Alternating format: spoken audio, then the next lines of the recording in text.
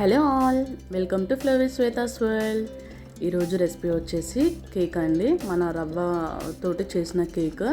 So ఇది మా బాబు birthday కోసం చేశాను అన్నమాట. మా బాబు బర్త్డే March 27th, నిన్న అయిందన్నమాట.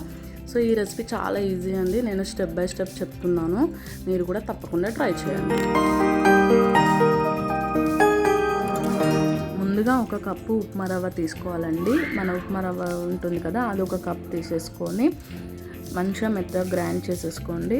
ఉప్మా రవ్వ ఒక cup, half cup sugar, 1 to 2 tablespoons అటు ఇటు అయినా పర్లేదు. కానీ స్వీట్ ఎక్కువ కావాలనుకుంటే నేను చెప్పిన మెజర్మెంట్ వేసుకోండి, స్వీట్ పర్ఫెక్ట్గా ఉంటుందన్నమాట. సో ఇది ఒక బౌల్లో వేసేసుకొని పెరుగు రూమ్ టెంపరేచర్లో మాత్రమే తీసుకోండి. అది ఒక హాఫ్ కప్ తీసుకున్నాను. పెరుగు లేదు అంటే మీరు ఒక 2 eggs అయినా తీసేసుకోవచ్చు. ఆయిల్ కూడా నేను ఫ్రీడమ్ ఆయిల్ తీసుకున్నాను, లేదు అంటే నెయ్యి, బటర్ ఇవి ఉంటాయి కదా, అవి కూడా తీసేసుకోవచ్చు. మైదా పిండి 2 tablespoons వేసుకున్నాను. గోధుమ పిండి అయినా వేసేసుకోవచ్చు. అండ్ వెనిలా ఎక్స్ట్రాక్ట్ ప్లేస్లో మన ఇలాచి ఉంటుంది కదా, అది కూడా ఆప్షనలే, అది కూడా వేసేసుకొని వితౌట్ లమ్స్ లేకుండా మంచిగా ఒకటే డైరెక్షన్లో కలుపుతూ ఉండండి.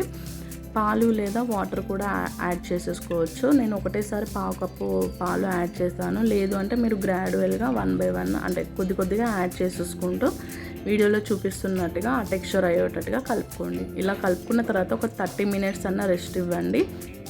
ఈ 30 minutes లోపు మనం బేకింగ్ కోసము చూస్తున్నారు కదా, ఇలా ఏదో ఒక గిన్నె కానీ లేకుంటే స్టాండ్ కానీ పెట్టుకొని ఒక 10 minutes ప్రీ హీట్ చేసేసుకోండి మీడియం ఫ్లేమ్ మీద.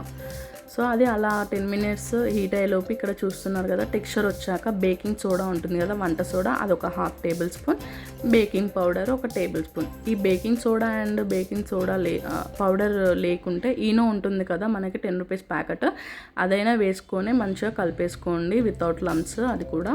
సో అది అలా కలుపుకున్న తర్వాత ఈ బుగ్గెండ్ గిన్నెలు అంటారు కదా, స్టీల్ పెట్టకండి, తొందరగా మాడిపోతుంది.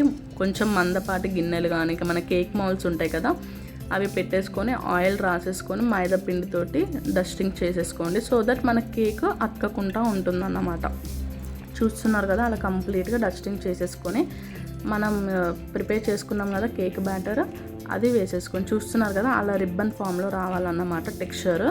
సో ఇలా 2 times ట్యాప్ చేస్తే ఏమన్నా ఎయిర్ బబుల్స్ ఉన్నా కూడా వెళ్ళిపోతాయి.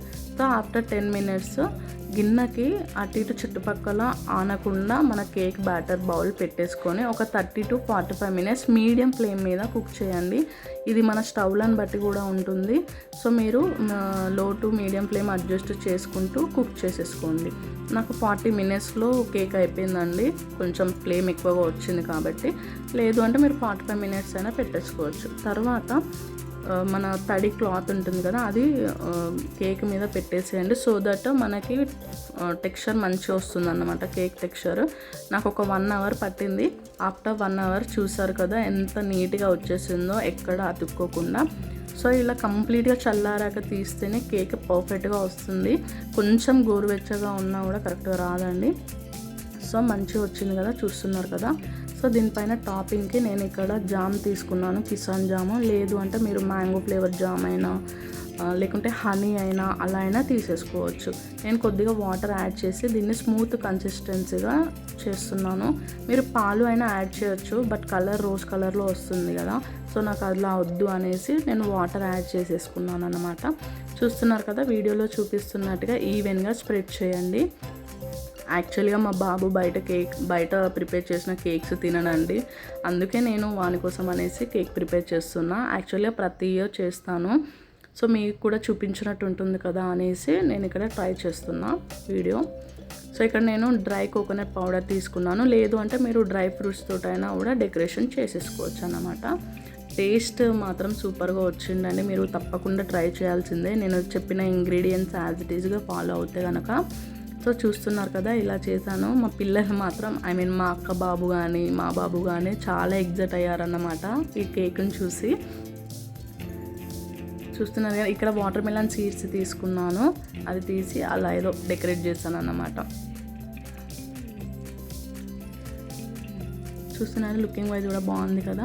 సో ఇక్కడ మనకి ప్లేట్లో అంతా పడిపోయింది కదా, దానికి క్లాత్ తోటి అలా అవి ఒక దగ్గరికి తీసేసుకొని ఇంకొక ప్లేట్లో తీసేసుకోండి. చూస్తున్నారు కదా, చాలా బాగుంది కదా చూడ్డానికైతే. బట్ టేస్ట్ కూడా ఓకే అండి, చాలా బాగుంది. నేను ఇక్కడ కొన్ని క్లిప్స్ ఒక 2 ఫొటోస్ మా బాబు బర్త్డేది యాడ్ చేస్తాను, చూసేయండి. సో గైస్, ఇదండి వీడియో. మీకు కనుక నచ్చితే please like and subscribe. Bye, thank you for watching.